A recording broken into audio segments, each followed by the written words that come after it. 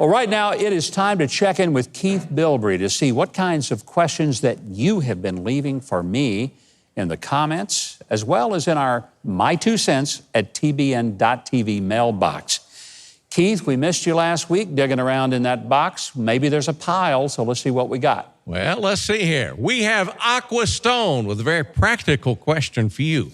Why is it mandatory to get 95% on a U.S. Constitution, Civics, and History test before being eligible for office? I can tell you why, Keith, because every chair in Congress, except for 3 or 4, would be empty if they had to pass a test at 95% of their knowledge of the Constitution and civics. Maybe it wouldn't be quite that bad, but it was very evident this week, even in the hearings for Amy Coney Barrett, that a lot of the people on the Senate Judiciary Committee did not have a clue what the role of the judiciary really was. They still think they're supposed to legislate, and they're not. So it's a great idea, by the way. I wish we had that in place. It would be nice. So what else you got? Well, Sam has a request for you. He says, Huckabee, you need to start an online history school. You know something? Actually, I kind of have. It's for children, however, but it's even adults would understand it. It's called Learn Our History, and it's a company that I co-founded with a gentleman in New York named Brad Saft. And it's a video series, animated, and it's all about teaching American history. Now, if there are any children listening, please cover your ears because I don't want you to hear this next part. As you learn history, you don't realize you're learning history because you think you're being entertained with an animated video series. But the truth is you're learning all about America, why it's a great country, how God has intervened in the life of this country. And it's been a lot of fun to see the reaction. So thank you for the idea.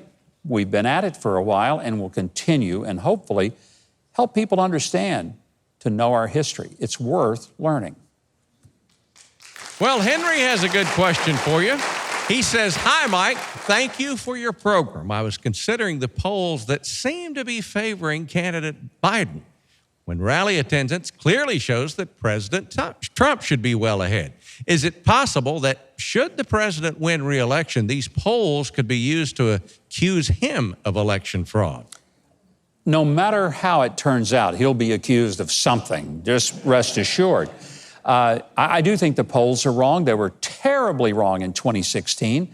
And I said right up until the day of the election that President Trump would end up winning the election. People laughed at me. I argued with hosts on Fox News, where I was a contributor and still am. They said, no, there's no way. So, look, I understand how the polls work, but I think if you go solely by polls, you might be discouraged from going to vote.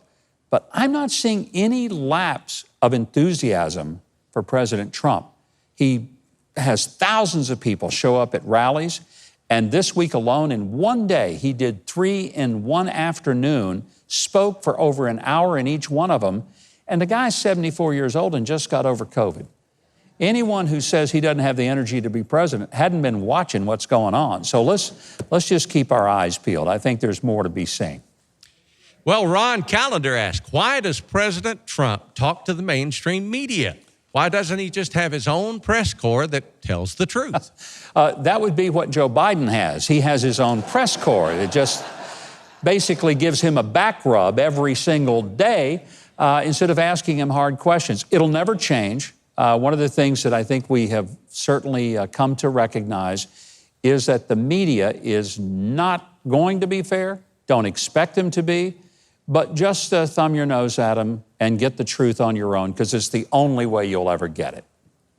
Well, we got one more. Stephen has a real doozy for you. He says, I see bits and pieces of your program on the internet here in the Philippines. I appreciate your perspectives and insights. The thought crossed my mind this week that maybe Speaker Pelosi is organizing this committee to determine the president's fitness for office under the guise of applying it to President Trump, while secretly thinking that Joe Biden might actually win the election and she would need to remove him from office. Any merit to my musings? Well, first of all, how glad we are that you're watching from the Philippines. That's wonderful. You know, the show is global. We have people every week who watch from all over the world, and we are very, very happy to hear that. Whether or not you have assessed a proper thought of Nancy Pelosi is beyond me to tell, because I'll be honest with you, I can't figure out the thoughts of Nancy Pelosi. Just to be honest, I just can't figure them out, so I don't know. But I appreciate your question. Be sure to leave your questions, your comments, or your searing remarks, which we didn't have many of those this week, in the comments down below, or you can send them to my2cents@tbn.tv. Now, if you're seeing this, I know you've enjoyed that video. I mean, how could you not, after all? So you know what you should do? Leave a like, click on the subscribe button below, and hit the notification bell next to it so you'll always know when I have another video up for you to enjoy.